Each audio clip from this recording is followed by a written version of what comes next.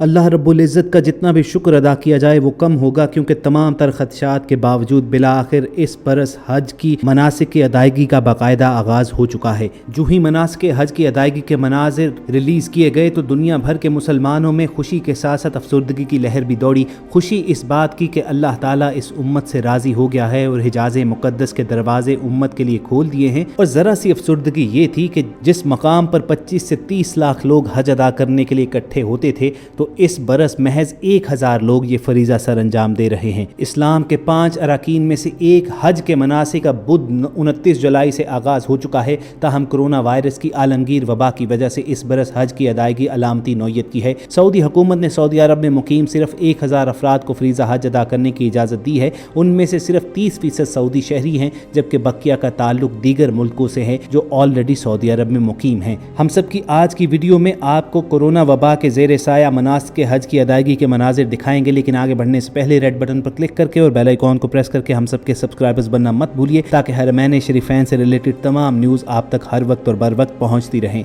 ख़वातीन व हज़रात, इस बरस हरमैन शरीफैन के अमूर की निगरानी करने वाली कमेटी की हिदायत के ऐन मुताबिक दुनिया भर के मुसलमानों को हज की लाइव नशरियात दिखाने का खुसूसी इंतजाम किया गया है और सोशल मीडिया के तमाम बड़े प्लेटफॉर्म्स यूट्यूब, फेसबुक और ट्विटर वगैरह पर इसके तहत अपडेट्स की जा रही हैं। कोरोना वबा के दौरान मनासिक हज की अदायगी के मनाजिर सामने आए हैं। आप अपनी स्क्रीन पर देख सकते हैं कि मनासिक हज की अदायगी के आगाज में कोरोना वबा की वजह से आज़मीन ने मास्क पहन रखे हैं और हिफाजती फासला बरकरार रखा हुआ है। आज़मीन हज एक दूसरे से फासला रखकर और नज़्म ज़ब्त के साथ मनासिक हज की अदायगी में मसरूफ़ हैं। आज़मीन हज ने बुध के रोज़ से अपने मनासिक हज का सफ़र शुरू कर दिया था। इस सिलसिले में मनासिक हज के पहले तमाम आज़मीन के ग्रुप्स को मक्का मुकरमा से 7 किलोमीटर दूर मिना की वादी में नस्ब खैमों में पहुँचाया गया। इस मौके पर कोरोना वायरस के फैलाव के सबब आज़मीन हज के लिए गैर मामूली नौयत के एहतियाती इक़दामात और हिफाजती तदाबीर इख्तियार की गई। आज़मीन हज की बसेज मिना की जानिब रवाना होने से पहले उन्हें समाजी फासले का ख्याल रखते हुए एक मकाम पर इकट्ठा किया गया था। आज़मीन को कई ग्रुप्स में तकसीम किया गया। हर ग्रुप के साथ वज़ारत हज व उम्रा की जानिब से मुकर्रर करदा एक निगरान मौजूद है। आज 8 ज़िलहज को मनासिक हज के पहले रोज़ आज़मीन हज मिना में रहेंगे। इस दौरान ज़ोहर, असर, मगरिब और इशा की नमाजें अपने खैमों ही में अदा की जाएंगी। 9 ज़िलहज को आज़मीन हज का रुकन आज़म अदा करने के लिए अरफात का रुख करेंगे।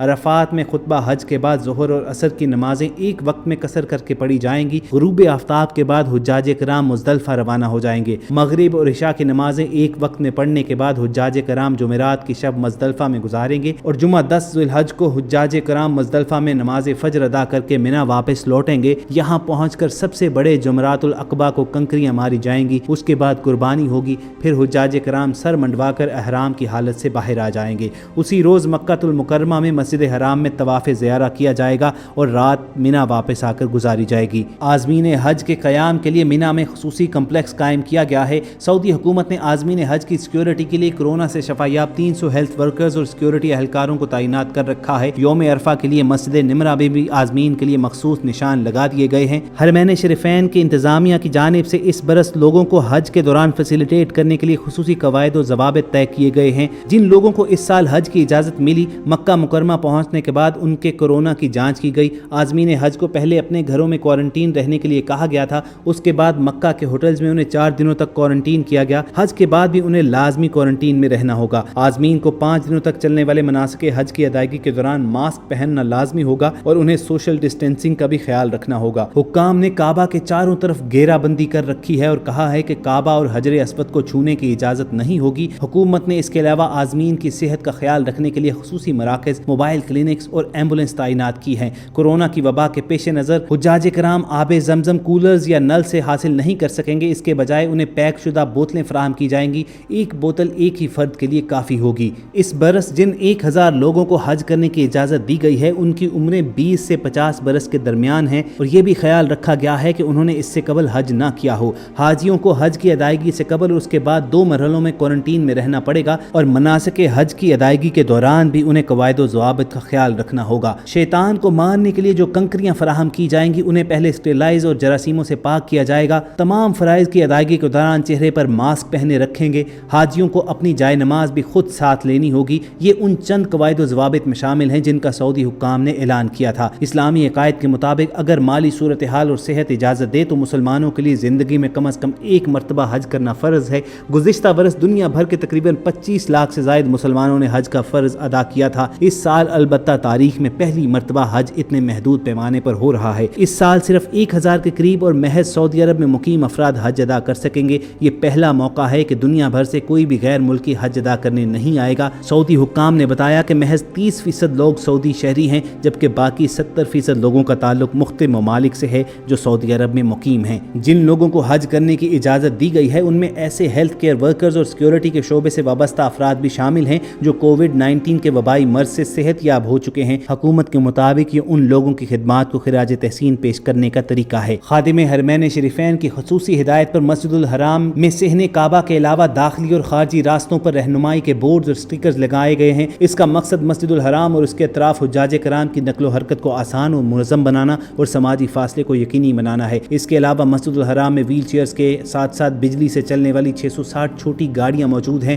ہر حاجی کو نماز کے لیے ایک جائے نماز پیش کی جائے گی۔ یہ جائے نماز جراثیم کش مواد سے صاف کی ہوئی اور بیگ میں سیل کر کے دی جائے گی۔ اس سے قبل حرمین شریفین کے امور کی کمیٹی کے سربراہ الشیخ عبد الرحمن السدیس کی سربراہی میں خانہ کعبہ کی صفائی کا خصوصی کام کیا گیا۔ مناسک حج کی ادائیگی کی شروعات سے قبل خانہ کعبہ کی دیواروں اور صحن کعبہ کے فرش کو کیمیکل اور دیگر خوشبویات سے صاف کیا گیا۔ سعودی عرب کے فرما روا خادم حرمین شریفین شاہ سلمان بن عبدالعزیز نے شاہی دیوان کے مشیر اور سپریم علماء کونسل کے رکن الشیخ عبداللہ بن سلیمان کو اس برس یوم عرفات کے موقع پر خطبہ حج کا امام مقرر کیا ہے۔ اس برس خطبہ حج کا اردو سمیت 10 زبانوں میں براہ راست ترجمہ بھی پیش کیا جائے گا۔ امام کعبہ شیخ عبد الرحمن السدیس کا کہنا تھا کہ اس اقدام کا مقصد حج کے خطبے کی اہمیت اور اس کے ذریعے دیے جانے والے پیغام کو دنیا بھر کے مسلمانوں میں پہنچانا ہے۔ کورونا وبا کے پیش نظر مناسک حج کی ادائیگی کے دوران سعودی حکومت اس درجہ احتیاط کا مظاہرہ کر رہی ہے کہ منتخب عازمین حج کو کئی روز پہلے ہی مکہ مکرمہ پہنچا دیا گیا تھا،